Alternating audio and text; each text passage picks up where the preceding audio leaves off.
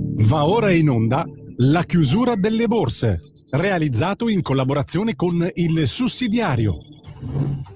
Radio Libertà, in collaborazione con Il Sussidiario TV, presenta La chiusura delle borse di oggi.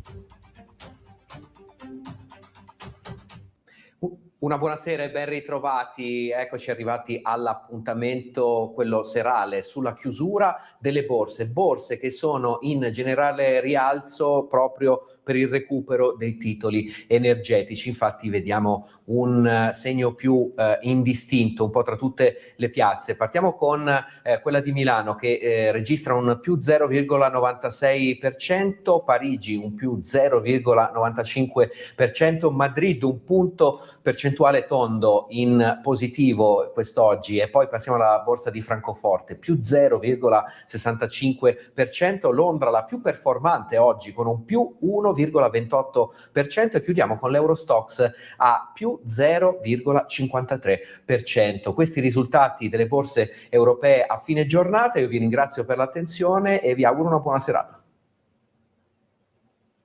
Avete ascoltato La chiusura delle borse, realizzata